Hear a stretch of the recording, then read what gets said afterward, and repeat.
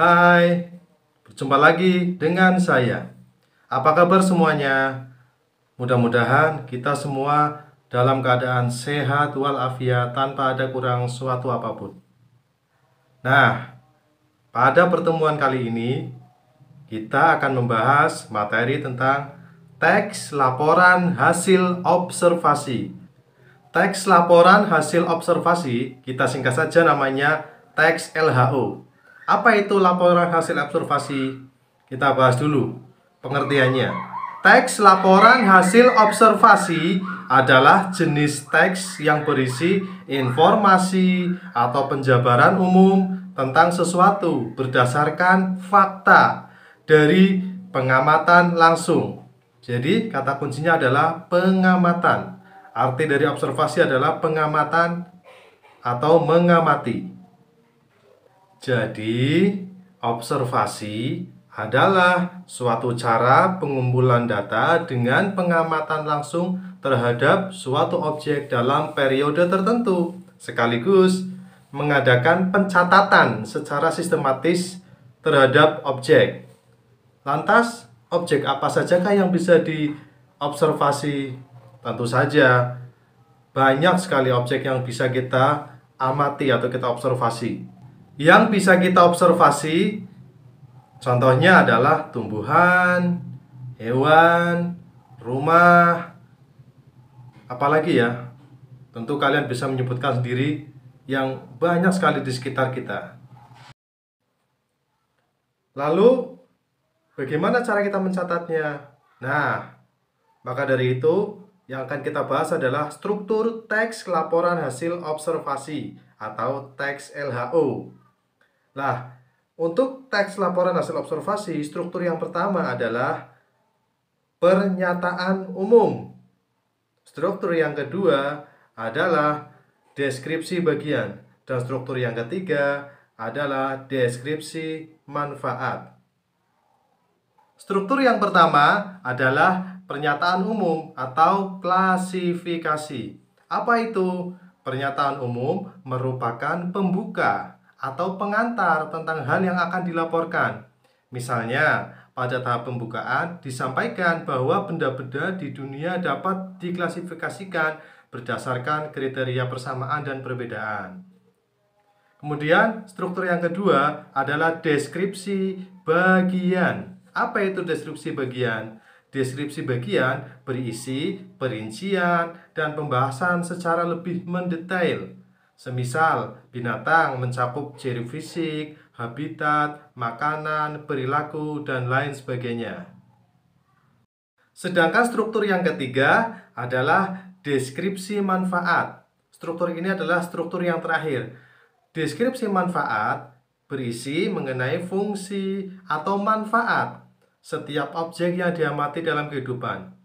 Struktur yang terakhir ini bisa kita sebut juga sebagai simpulan atau penutup. Nah, untuk lebih jelasnya, mari kita bahas contoh sebagai berikut. Kita ambil contoh buah manggis. Yang pertama, kita menganalisis dari struktur pernyataan umum. Manggis atau Garnesia mangostana L merupakan salah satu tanaman buah asli Indonesia. Manggis adalah pohon sejenis hijau abadi dari daerah tropika yang diyakini berasal dari Kepulauan Nusantara. Buah pohon manggis juga disebut manggis. Manggis berkerabat dengan kokam, asam kandis, dan asam glugur.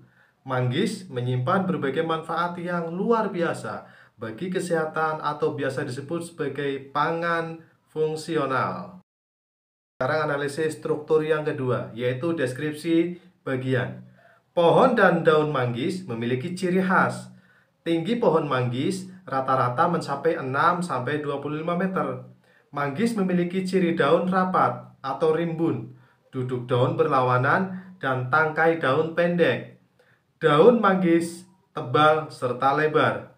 Manggis juga memiliki ciri khusus pada bunganya. Bunga manggis disebut bunga berumah dua. Pada pohon manggis, bunga betina yang dijumpai, sedangkan bunga jantan tidak berkembang sempurna. Bunga jantan tumbuh kecil, kemudian mengering dan tidak dapat berfungsi lagi. Oleh karena itu, buah manggis dihasilkan tanpa penyerbukan. Bunga manggis termasuk bunga sendiri atau berpasangan di ujung ranting, bergagang dan pendek tebal. Bunga manggis berdiameter 5,5 cm, daun kelopak 2 pasang, daun mahkota 2 pasang, tebal dan berdaging. Berwarna hijau kuning dengan pinggir kemerah-merahan, benang sari semu dan biasanya banyak. Sekarang kita lanjutkan struktur yang ketiga atau yang terakhir, yaitu deskripsi manfaat. Buah manggis memiliki beberapa manfaat.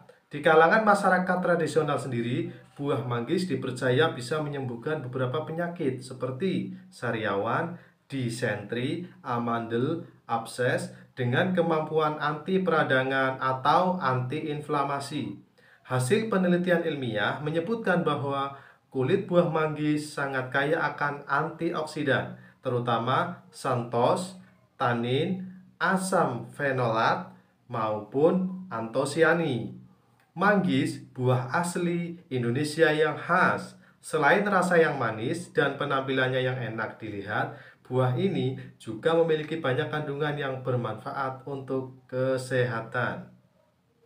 Unsur kebahasaan teks laporan hasil observasi ada 5. Yang pertama, harus memuat frasa. Frasa itu adalah kelompok kata.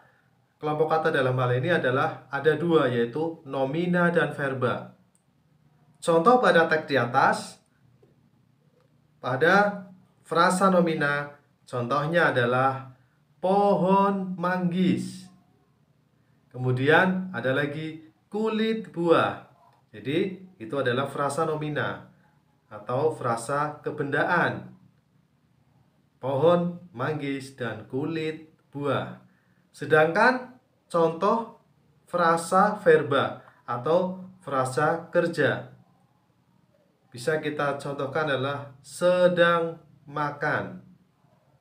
Sedangkan untuk contoh frasa verba atau frasa kerja adalah tidak berkembang.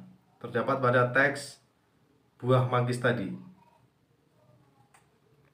Lanjut untuk unsur kebahasaan yang kedua adalah harus memuat kata rujukan. Kata rujukan atau sering disebut juga kata ganti merupakan kata yang fungsi menggantikan atau memiliki keterkaitan dengan kata lain. Biasanya digunakan agar sebuah kata tak terlalu sering muncul diulang-ulang dalam sebuah tulisan. Jenis kata ganti antara lain, yang pertama, kata ganti benda atau hal. Contoh, ini, itu, dan tersebut. Yang kedua, kata ganti tempat. Contoh, di sana, di sini, dan di situ. Yang ketiga, kata ganti orang. Contoh, ia, dia, beliau, dan sebagainya. Kita ambil contoh dari teks di atas. Manggis, buah asli Indonesia yang khas. Selain rasa yang manis dan penampilannya yang enak dilihat, buah ini juga memiliki banyak kandungan yang bermanfaat untuk kesehatan. Penjelasannya adalah kata ini maksudnya adalah menggantikan buah manggis agar tidak terlalu sering menggunakan kata manggis. Kemudian unsur kebahasaan yang ketiga harus memuat kalimat definisi. Apa itu kalimat definisi? Kalimat definisi merupakan kalimat yang di dalamnya ada verba bersifat definitif. Dengan kata lain, berfungsi untuk mendefinisikan sesuatu. Contoh, kata definitif yang dimaksud seperti kata merupakan, adalah, dan lain sebagainya. Kita ambil contoh dari teks yang di atas, teks manggis. Manggis adalah sejenis pohon hijau abadi dari daerah tropika yang diyakini berasal dari Kepulauan Nusantara. Nah, itu ada kata-kata manggis adalah. Kata adalah di belakang kata manggis itu merupakan definisi. Unsur kebahasaan yang keempat adalah harus memuat kalimat deskripsi. Kalimat deskripsi adalah kalimat yang menggunakan kata verba atau kata kerja untuk kepentingan mendeskripsikan suatu objek atau benda. Contoh, pada pohon manggis, bunga betina yang dijumpai, sedangkan bunga jantan tidak berkembang sempurna. Kemudian, unsur kebahasaan yang kelima adalah harus memuat kata-kata istilah. Dalam teks laporan hasil observasi atau teks LHO, umumnya terdapat juga kata-kata istilah, yaitu kata-kata tertentu yang secara cermat memiliki konsep makna dalam bidang tertentu.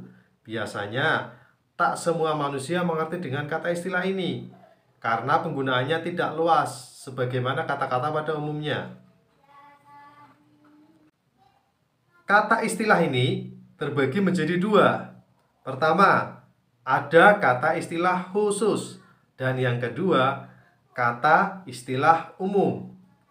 Kata istilah khusus adalah kata-kata yang hanya dipakai secara spesifik dalam satu bidang tertentu saja. Misalnya, dari teks Manggis di atas, kata Garcinia mangostanael. Contoh kalimatnya adalah, manggis atau Garcinia mangostanael merupakan salah satu tanaman buah asli Indonesia. Penjelasannya adalah, kata Garcinia mangostanael adalah istilah asing di bidang tumbuhan yang dalam bahasa Indonesia artinya adalah buah manggis. Sedangkan istilah umum adalah kata yang sudah biasa menjadi unsur yang digunakan dalam bahasa sehari-hari oleh masyarakat yang umum. Misalnya, dari teks Manggis di atas, satu kata, khas. Contoh kalimatnya adalah, manggis buah asli Indonesia yang khas. Penjelasannya, kata khas memiliki makna istilah istimewa atau lebih dari sekadar biasa. Kata ini biasa dipakai oleh masyarakat umum. Nah, itulah tadi materi yang sudah kita bahas. Mudah-mudahan materi tersebut bermanfaat bagi kita semua. Sekian dulu dari saya, kurang lebihnya mohon maaf. Sampai jumpa lagi di konten-konten berikutnya.